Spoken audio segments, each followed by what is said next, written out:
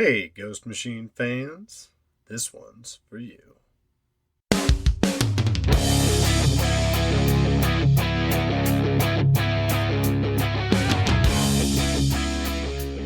Welcome to the 4th episode of the Ghost Machine Fans Podcast.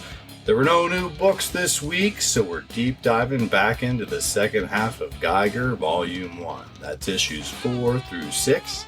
As usual, I'm Nick, and I am joined yet again by my compadre, Snoggle. As we learned this weekend, your special friend. Oh, yeah? Yeah? I was going to ask you how your week was, Snoggles. Why don't you tell us about that? Well, during the weekend, we went camping with a group of Cub Scouts, and I think that was quite enjoyable, except for it was actually freezing when we slept at night. Yeah, it wasn't like the 30s or something like that. But why did you say I was your special friend? Well, one of the kids was asking about, he said, well, you live with Mr. Nick. And I said, yeah, I do. He goes, yeah, he's your special friend. Wise young man. So it stuck. Now I'm going to call you, not my fiance, my special friend. There you go. So there it is, Ghost Machine fans. Myself and my special friend Snoggle have returned for another episode. But we do, as usual, have a couple of shout outs, some really cool things that I wanted to talk about briefly. And so congratulations to Adam, the admin on our Facebook group. We broke 600 members since last week, where he was almost to 5. So that's pretty awesome.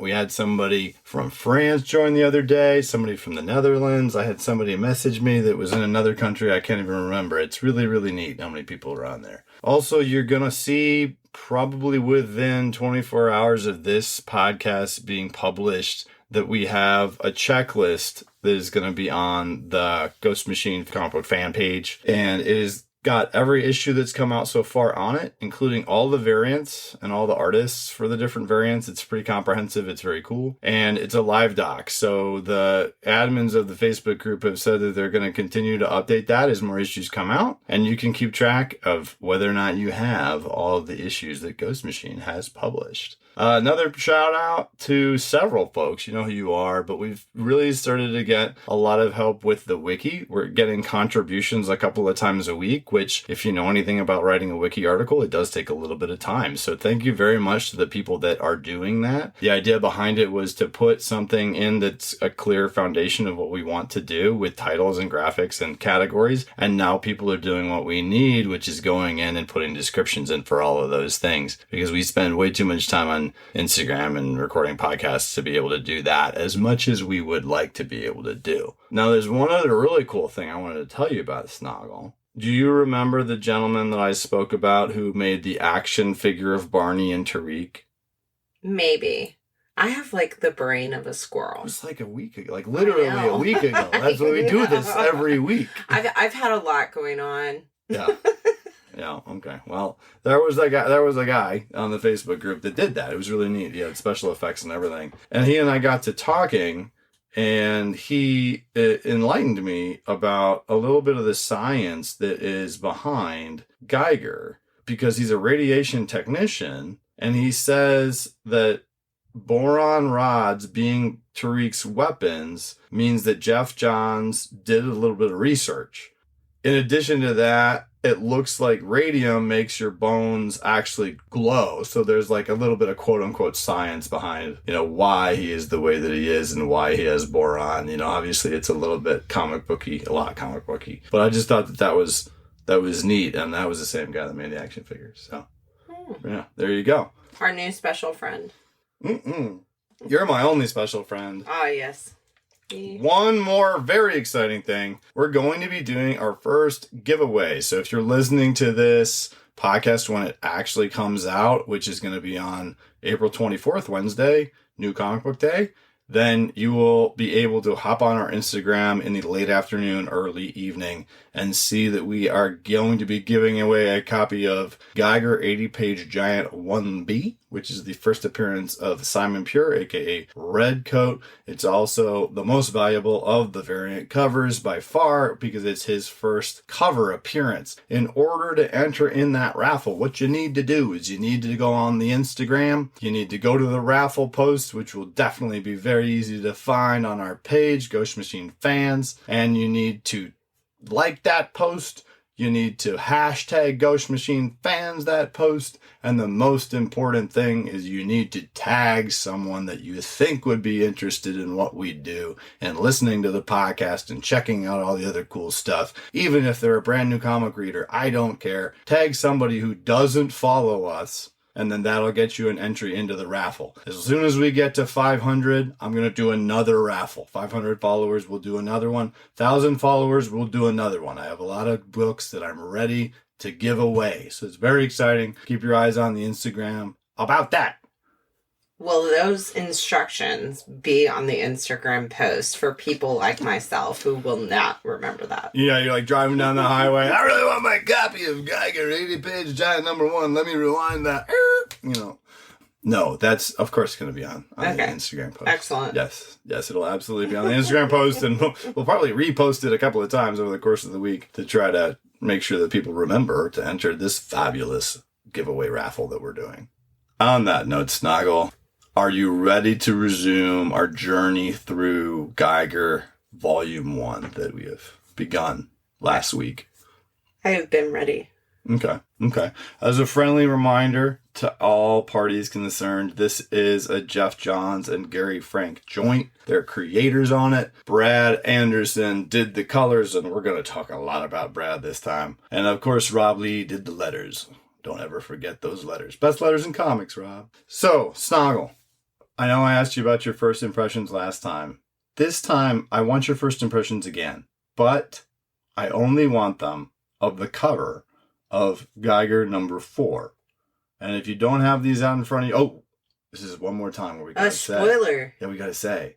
I have absolutely no idea how you would have made it this far, like halfway through the volume. But we still gotta do it. So, if you have not read these comic books, our podcast is designed to talk about them like you have. Hopefully in a way that makes you smile and interested, etc. So that means if you have not read these comic books, I would highly, highly, highly recommend pausing the podcast, going and reading Geiger Volume 1, 4 through 6, and coming back and then listening to the podcast. So Geiger #4, the cover of it, the A cover, the most well-known cover. What is it, Snoggle? What is that? Who are those people? Well, so to be completely clear, the only reason I know who they are is because I see your little notes page over there. When I first read it, I just looked at it and it gave me very, what is it? Mad Max, Fury Road. Yes. Nice pull. There's a situation happening here. They do, however, it looks like all these people work out, but I guess that's like all there is to do when the world has essentially came to an end. You can't really see their faces. They've got these little goggle thingies on. I'm intrigued.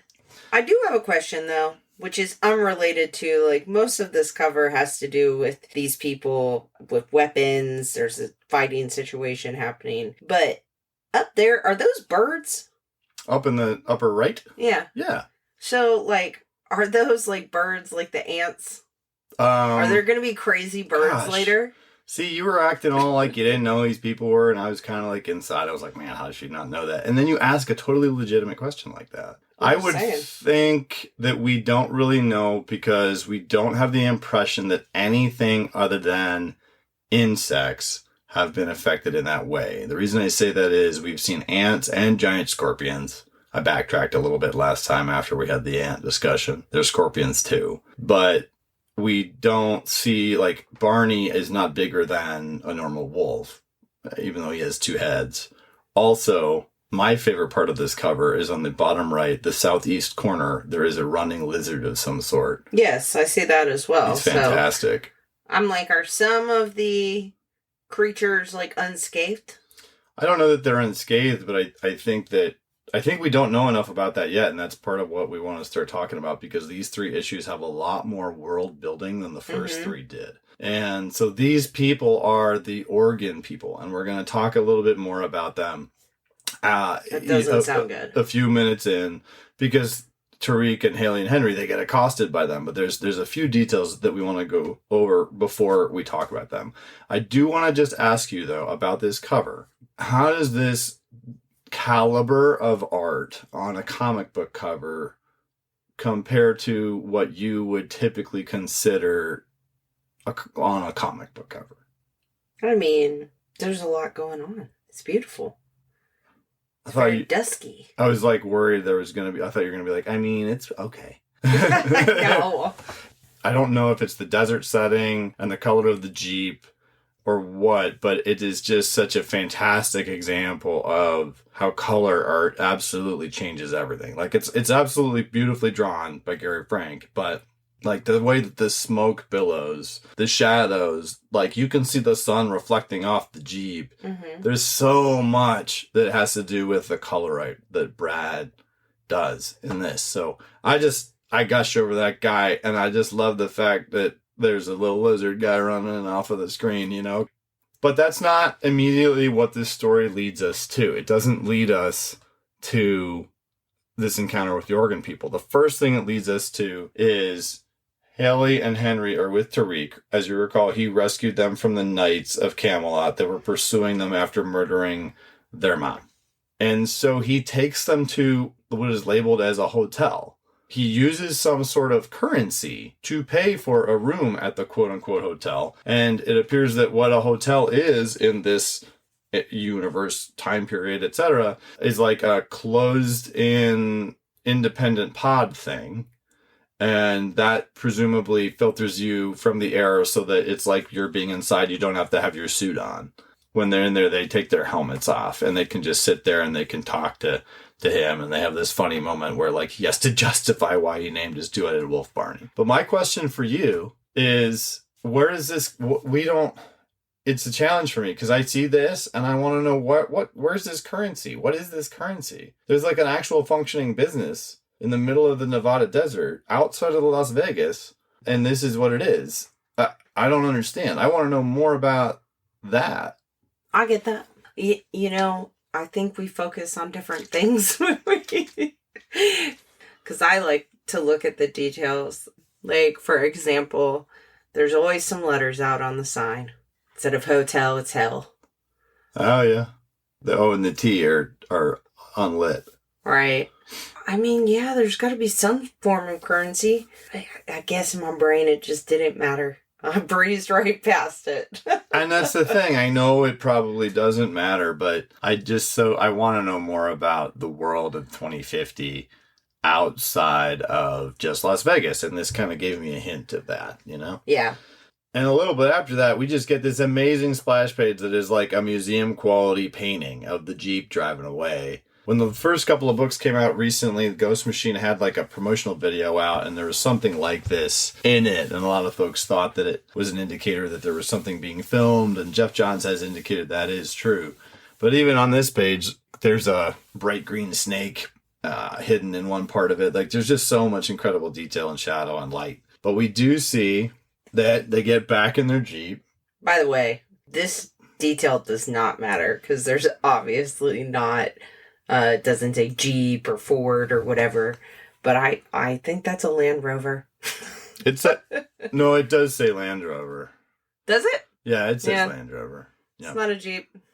See, I'm one of those people where like that's a Jeep. Like any vehicle of that nature is a Jeep. Well, the Ford Bronco would say different, babe. Well, so would the Land Rover. All right, so it's a Land Rover. He's living in style. Tariq is. But they get in the Jeep after they get up the next day and they start it up and they get going. And so they're driving along. Everything seems like it's going to be totally fine. And Haley starts to ask him questions like, why do you have these superpowers? Why are you so cool? That's not exactly what she says, but he tells her what happened and then tells her about how he was in an accident, but someone helped him. And that's when we have a little bit of Dr. Molotov one of the Dr. Molotovs. Let's just leave it at that. We don't want to ruin anything for Snoggle. We get to see him speaking to Tariq in the past, and he says, the cancer therapy was already changing your body, but the fallout, you're carrying the weight of it with you. And if we do not do something, Tariq, your eruptions will become more violent. They will destroy everything around you. Foreshadowing. Right? Just saying. I love me some foreshadowing. Like, we look back to know what's going to happen later. Mm-hmm. We do. And that's also when we learn that the rods are made of boron, because he says boron, and that's something that nullifies radioactivity, according to our radiation tech friend. In the back, we see somebody looks kind of like a Tuscan Raider, but if we've been paying attention, we know it's one of the Oregon people. They have him literally in their sights. It says, yum, yum. Yum, yum. Yum, yum. Yum, yum. You know that there's, like, normal-sized flies, too, because there are flies around it. I actually will tell you that one of the fans of the show has volunteered anytime to be the voice of Mike the organ person, and it was his idea. So that definitely is going to be something that occurs at some point. Then we're back to Jeremy. We are, and I don't want to spend a ton of time on this, but it's two very important details, and they're world-building details. He's going down to talk to the Beast. Who is the Beast, Snoggle? It's his mother. It's his mother, and right? And the audacity, I don't know if that's the right word. I just don't like this dude. So in the beginnings, he was talking about, I'll feed you to the beast. So I really thought, of course, with the dragon painting, I'm like, well, anything's possible. Maybe he has a dragon. Doubt it. Or something that, like a lizard that became Godzilla-like, whatever. And then I'm like, oh, nope, it's just his mom. And that is just like... So he goes and sees her because he wants to know where the launch codes are, because he says that he's going to get the nuclear football, the thing that controls where all the remaining nukes in the country are. And she makes fun of him for what the glowing man did to him, and it's weird. He has this like lever on the wall that he puts down, and then the sun hits her, like she doesn't want to be in the light for whatever reason. And then he reminds her that the reason he keeps her there is because of what she let his father do to him, which is foreboding enough, and we never learn more. But what's really the most interesting part of this whole little scene to me is that after he puts the lever down and the sun's shining down on her and she's like, no, we see in half the panel a picture of mom and dad, showing that at one point mom did not look the way that she looks now. Mom was kind of a babe. Yeah, and then you see that and you're like, those people are important. Like, we find out that they were senators. And that's Jeff Johns' way of saying that something significant happened to change this. Something led to this place. And I will tell you that story, but I'm not going to do it now. So it's such an important detail. It's funny, there's all this dialogue that I get the most from that last panel and not from what's in the bubble. I get what the most is from that detail. That's pretty neat to me. Kind of reminds me of what is it, Malfoy. Yeah. Father.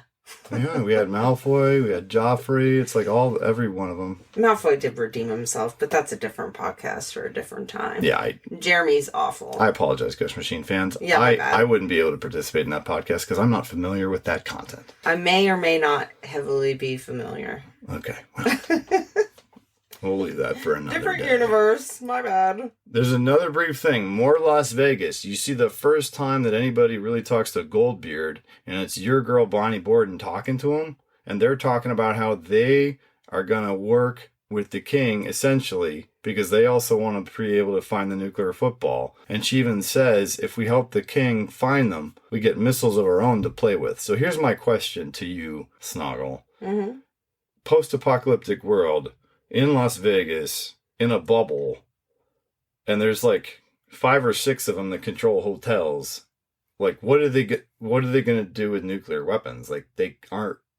Who are they going to? I'm sure that it's going to power symbol. However, I will say, out of all of the casinos I've seen so far, this is the one I would want to hang out in. First, you got little old Granny, who is happy. She's got a fanny pack. I mean, the biggest smile.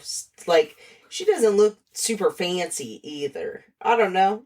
I'd hang out with the pirates. Well, it's funny, though, because what you're saying is they on the previous page, they have 3 whole panels dedicated to a slot machine that hits 777s. And then there's this character, this old grandma with a fanny pack that has her arms stretched up in the air because she's stoked about how she just won the jackpot. And that's it. That's just another part of the tapestry of the world that they're trying to paint here, that people are still doing that stuff despite what's going on. Meanwhile, the 2 main characters are talking about wanting to get more nuclear weapons. She's getting that currency you're so obsessed with. You want to know what it is. That's true. That's a good point. She is. There you go. And then we get back to Tariq, Haley, and Henry. They're on the road again, riding along in their Land Rover, not Jeep. And then they start to hear some other vehicles coming up behind them.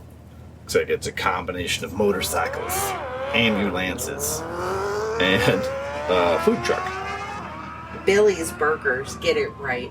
It's a food truck. It's Billy's Burgers food truck. Yeah, that's what I'm saying. That is a food truck. I know. I would think. And Tariq explains a little bit more about these people. Now, I think this is pretty important because everybody's going to have the reaction that you did initially, which is, isn't that another thing from Mad Max? Or isn't that another thing from Fallout? Or isn't that another thing from, like that genre, Book of Eli, whatever. And he differentiates them a bit by saying that after the bomb, some people refuse to wear suits. Their inbred bodies and minds are riddled with tumors, so they spend their time hunting for donors. Whatever they take that their surgeons don't stitch inside them, they eat. As a reminder, the folks that brought the nuclear football said that they got it from the organ people by trading them a heart. So the question there is, why would they just take a heart and let some people go? Obviously, they have some sort of organized something, or maybe they have reverence for that type of thing. So it's interesting, like, that they're perpetuating, because these bombs went off 20 years ago. So these people who you noted are rather physically capable are somehow still really going strong, despite, the way that they have chosen to live life. But it looks like they can only say one word, and that's yum. And they say it all the time. They say yum, yum, yum, yum, yum, yum, yum. We make them sound goofy, but they definitely are dangerous. They're coming up behind them, literally breaking through the windows. Tariq's punching them off the vehicle. At one point, they've got an ambulance coming up, and there's a whole gang of them in the back ready to jump out, so he makes Haley take the wheel. He jumps on top of the Land Rover. I almost did it again. No. The Jeep. And then that's one of the times that we're reminded that when he comes into contact with things, it doesn't often just smack him when he's transformed. It will melt them. Like, look at this. Like, this one guy comes down on him with a knife, and it sounds like... in the cranium.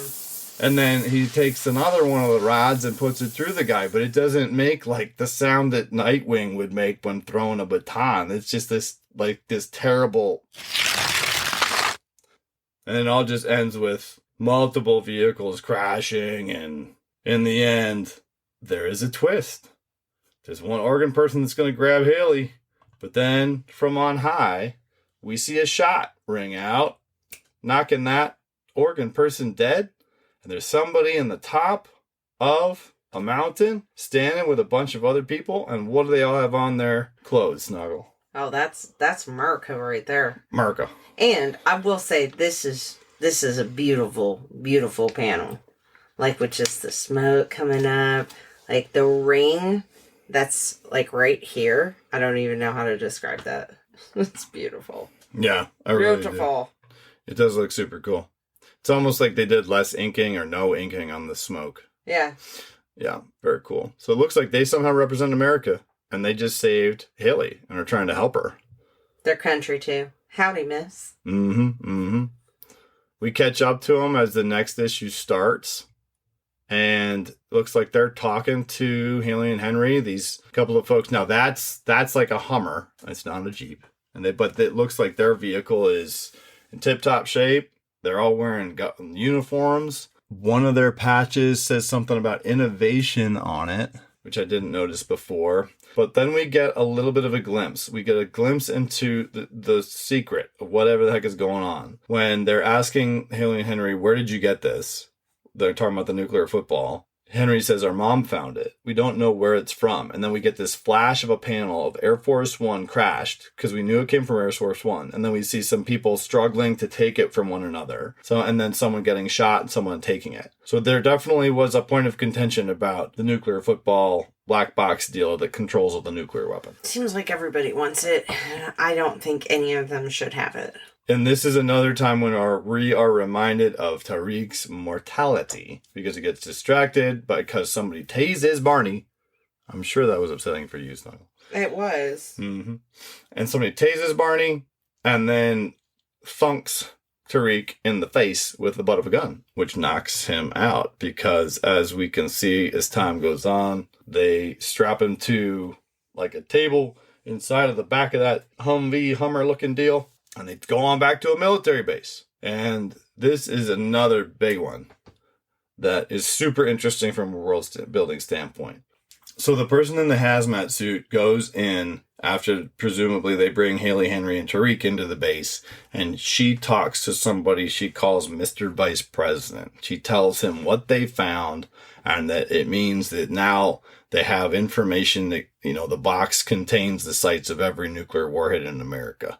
And the vice president specifically says, so that means we can locate the silos that have remained hidden and take back control of our nuclear arsenal. So someone else has control of it, for one. And then the general, the female, who's got the Sinead O'Connor haircut, she's got a buzz cut going on. General Sinead says, the South, the Great Lakes, they'll have no choice but to unite under President Griffin again. So we see there's some sort of dynamic going on. This is the vice president. President Griffin is somewhere else, but that's someone they want to control everything. And we know the country's at least broken up between the South, the Great Lakes, and Las Vegas, or those are somehow superpowers or whatever. And again, obviously, I want to learn more about that because I really like the world that they have building here. She's got a pretty gnarly scar, too.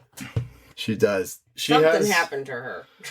So what is that, new comic book reader? How pronounced Gary Frank makes that a very pronounced thing? Why would he do that? I would assume to let you know that she's been through some stuff. Like, she's not just been in this bubble the whole time. Still, it carries emotion in her face, like she cares. But, you don't have a scar from eyebrow across your face down through your lip if you haven't been, seen some actual combat. Mm-hmm. I agree with that wholeheartedly. And I would add that because it's in a comic book, to your point about foreshadowing earlier, it is to indicate you will find out. And it will be significant, whatever happened, in my opinion. So there's some more world building there. We're getting more of a sense of the depth of this world. And then they get back to Haley and Henry. And there's a little bit of interesting dynamics here. They introduce Haley and Henry to the school children because this place is so secure that it has a school where kids can play, and all these concepts that Haley and Henry they're foreign to them. And they briefly meet this guy named Rick. And what's weird from the visual storytelling standpoint, they briefly have an exchange where he's like, oh, new people here would be great. Oh yeah, it'd be nice to meet you, blah blah blah, that's great. And then in the end they walk away with the person that's escorting them through the facility to where they're gonna get their medical tests and get their food and stuff. And the Rick boy, he says good luck, as if he knows it's possible that something bad might happen because he's seen other people come in this way and then not come back to class and be friends.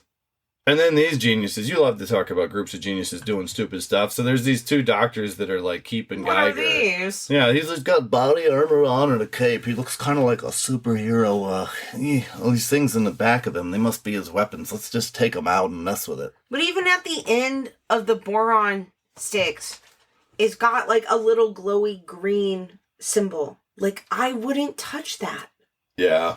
And the prior things, they're reading him, and they're like, oh my gosh, he's got radiation off the charts.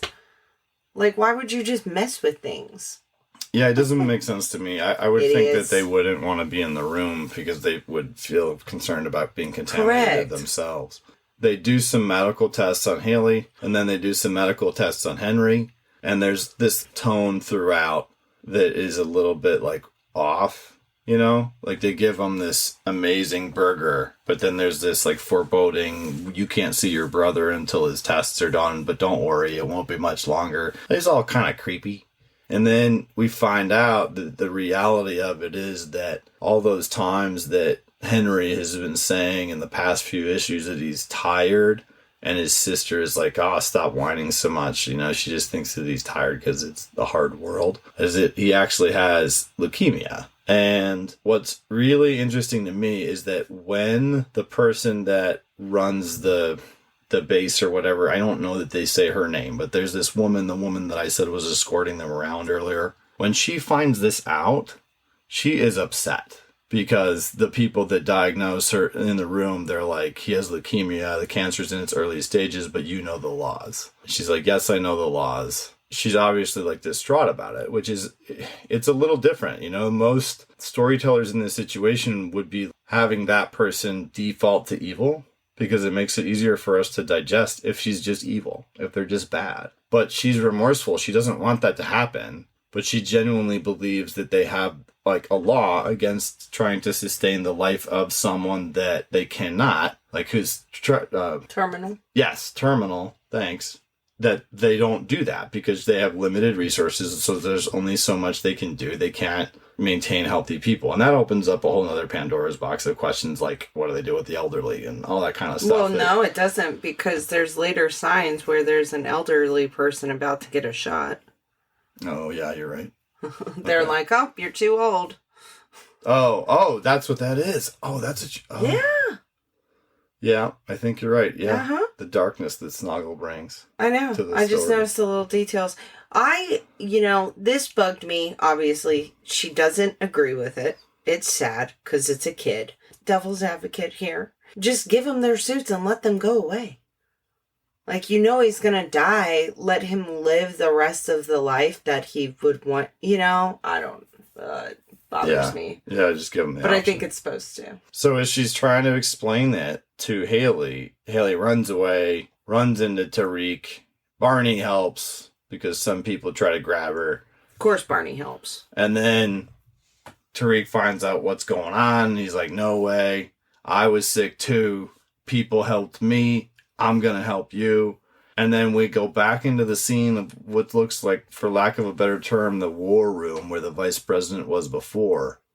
And we see somebody telling the vice president that President Griffin has made contact and has approved the missions to locate the silos. Somebody walks in and interrupts them and said they have a problem with the child's guardian. And this is a pivotal moment for me in Ghost Machine Comics. And he says, we don't tolerate violence here. It's been a while, but send our best soldier to take care of this. Bring the robot online. And then we just see this amazing splash page where someone in a hazmat suit is walking up with some tongs with some sort of radioactive core that's going to be inserted into something that looks like a metal being. And then on the left of it, there's a uniform. And it's a military uniform, and it's got a helmet right on top of it. And what does this say right there? Joe. That's right. Joe. So this is technically his cameo, essentially. Junkyard Joe's cameo. But we'll take a minute here, and I want to tell you, as we flip to the 6th issue, there are a couple of things going on with this issue from a speculator standpoint that has been a hot topic of late.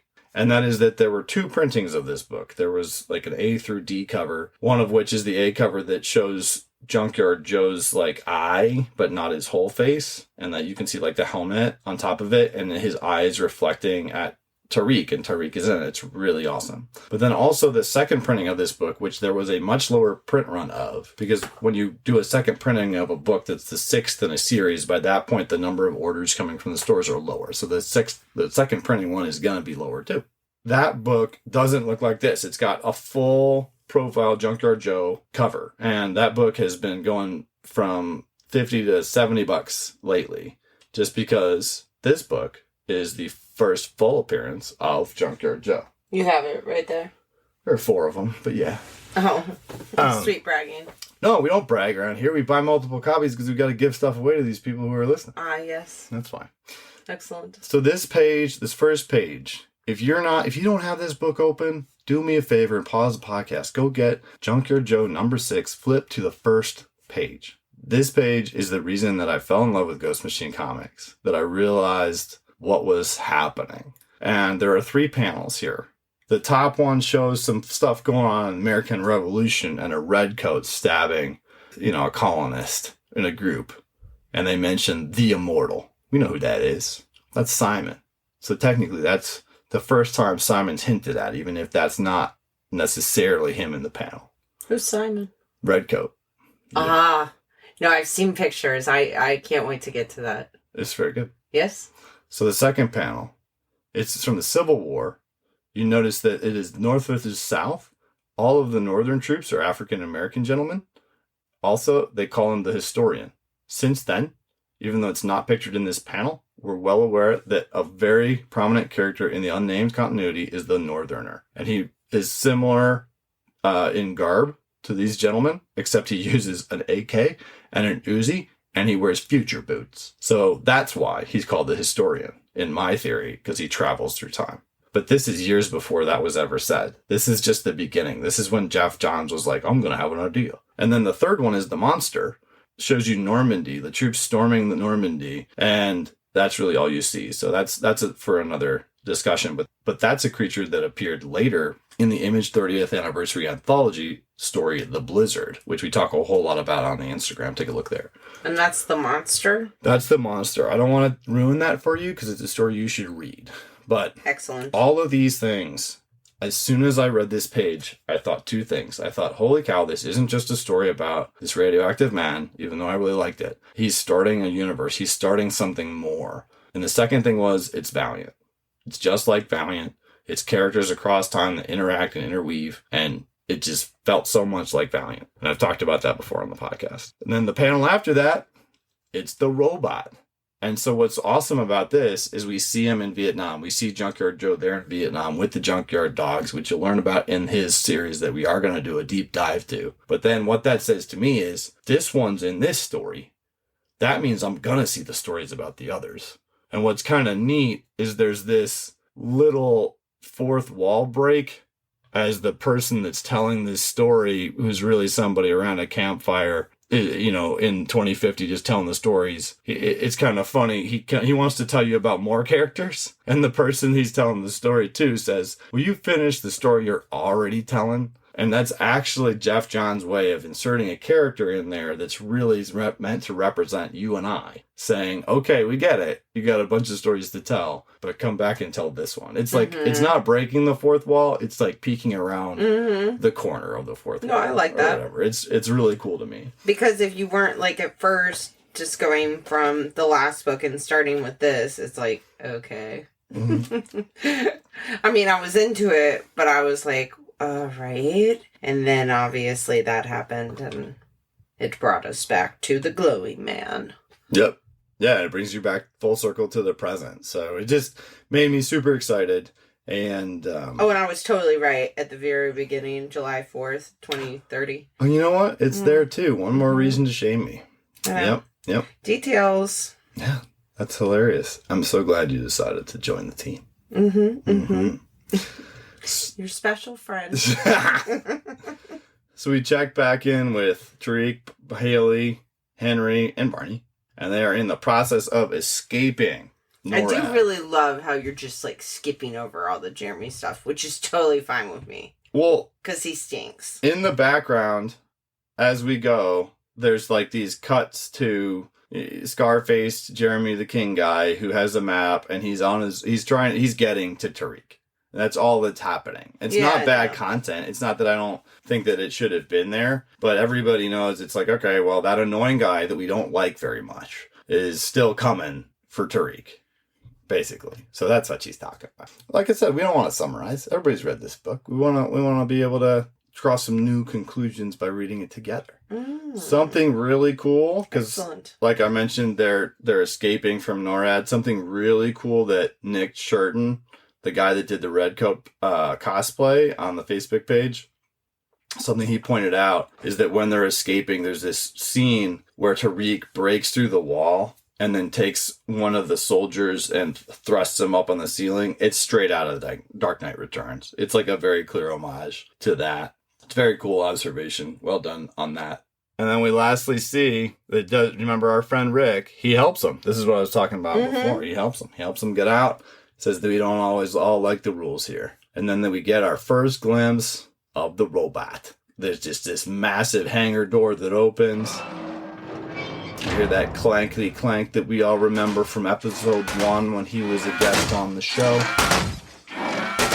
And him and Tariq go to town. Suffice it to say, Tariq has never fought anybody before he cannot melt. So, you really like Junkyard Joe. But can I say something? Yeah. When you look far away, his face kind of looks like a duck. That's what you said about my t-shirt. That's what you, and that's what you told my son to say about my t-shirt. Oh, I did not tell him to say that. He says what he wants to say, sir. Well, so on that note, that's kind of because he's got that helmet on. Yeah, of course. In every instance that we see Junkyard Joe, he has this uniform on, and he has the helmet. And there's some significance to that. Like the comic, you'll later find out his series was released around Veterans Day, and a lot of it was to benefit homeless veterans, and I'm all about that. But every time we see him, he goes into combat, and within minutes, his uniform is like melted or burned because it's not invulnerable the way that he is. And we quickly see that like people have an affinity for Junkyard Joe. Like they recognize him. They're like, Haley, he looks just like Junkyard Joe, the comic strip, the cartoon, but scarier.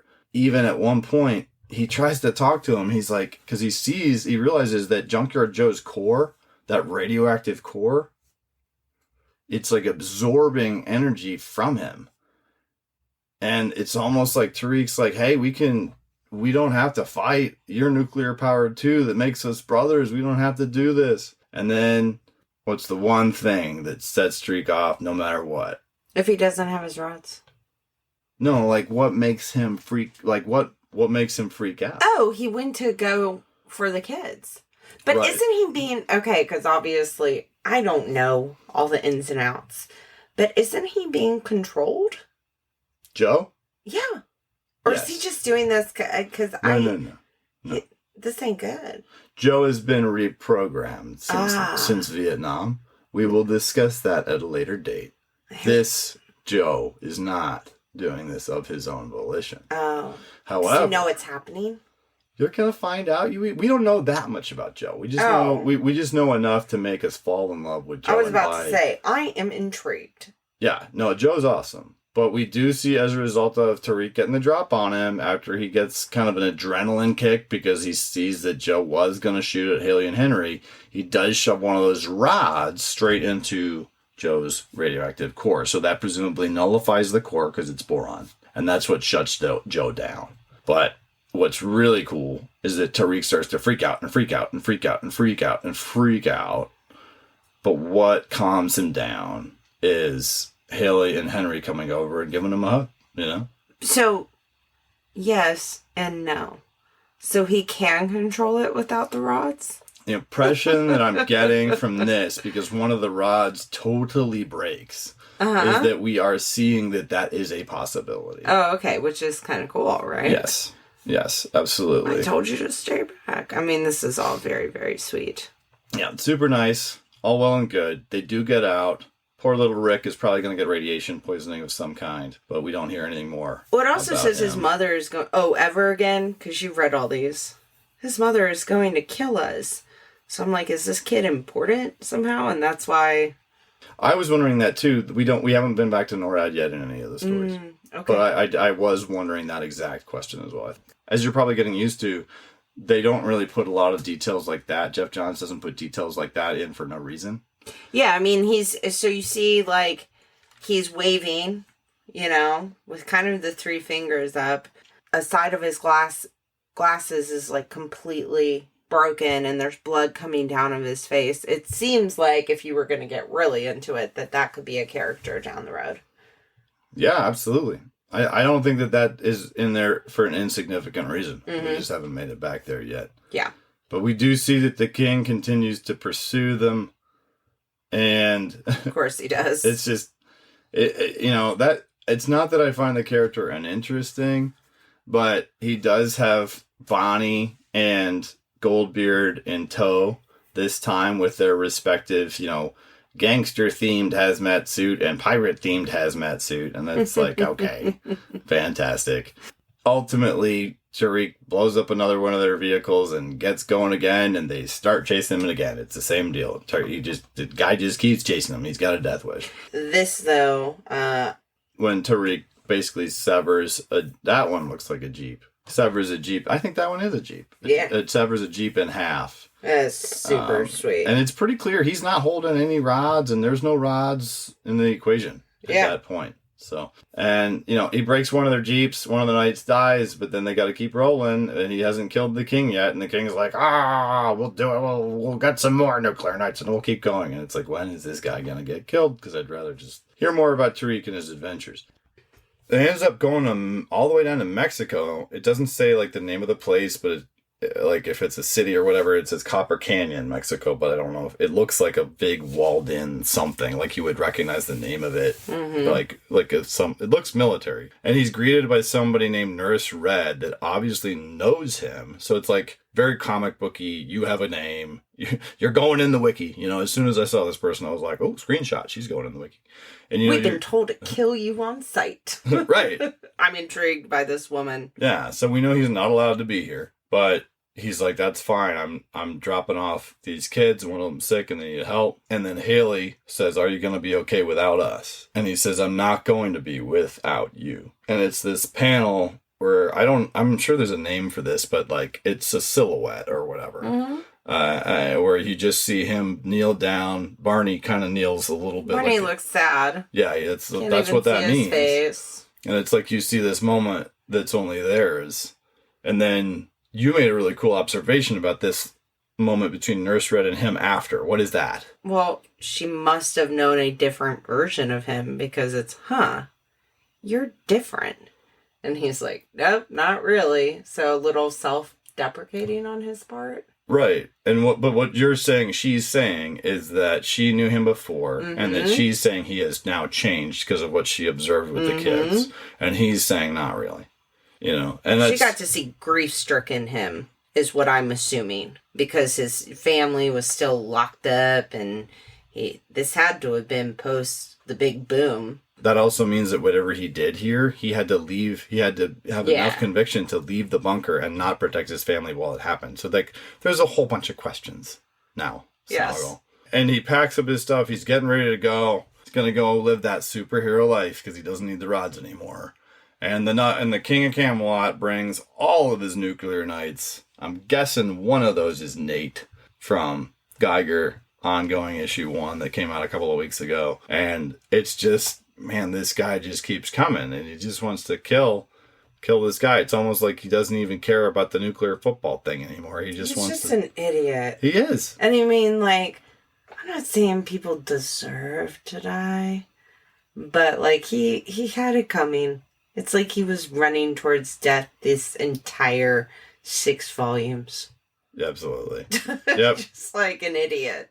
Yep. And then he pretty much blows up everything there. And later we find out in the issue we're going to deep dive into next week that there was but one survivor of that explosion because Tariq basically goes nuclear, literally. And we see what looks like a nuclear explosion around his old homestead.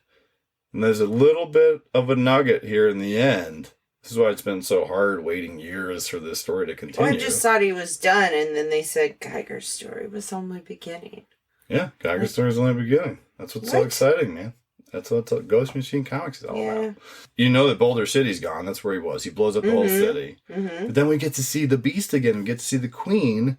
And she's sitting in a room with Safari Bob. And Safari Bob is somebody that all the others are always alluding to being the most powerful of the warlords of Las Vegas. And Bonnie's in there. And then the coolest thing ever is that then we see General Sinead O'Connor. People probably don't know what that means. Sinead O'Connor was famous for having a shaved head. And that... Do you know who the Queen looks like? Look at her. Roseanne Barr? No. Kathy Bates. Kathy Bates? Am I wrong? It's kind of harsh for Kathy Bates. Okay, well, I like Misery was a triumph. No, just like, I don't know. She's back in charge, though, because she says, she wants forgiveness for her son's actions and she didn't sanction what he did. And obviously people care about what Safari Bob thinks. But then in comes the supposed United States government into their meeting with a case of Macallan 18. And they're like, President Griffin is willing to make some kind of arrangement with you all. And that's where it gets left. We're back now. That's why we're so excited, because now this story can. So it's continue. So it's like she's bad.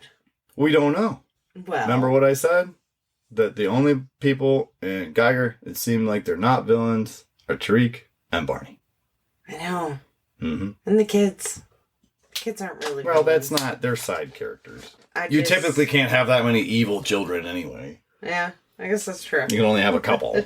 Really, if it really works. Thanks for joining us for our deep dive into all 6 issues of Geiger Volume 1 from 2021, the series that started it all. The next Ghost Machine Comics new book that's coming out is Geiger number 2, which is on May 8th. And today is the 24th of April, which means we're going to have another episode next week that will be a deep dive. That one is going to be Geiger 80-page giant, which is fortuitous because, as a reminder, we will be raffling a copy of that B cover off on Instagram. Just make sure to follow the instructions in the post. Snoggle, do you have any final thoughts for the group? I have a lot to read. That's a final thought. Yep. You better put it on my iPad. 80 pages. It's in the title. Well, I mean, I read this one in like an hour or 2. Well, there you go. No worries. The next one will be even easier, and you'll get to meet Redcoat officially. Excellent. So, as the music rolls, don't forget to check us out at www.ghostmachinefans.com. Really could use some more contributors to the wiki. If you have any feedback, you can reach us at ghostmachinefans@gmail.com. Thanks so much for joining us tonight for the Ghost Machine Fans Podcast. Bye.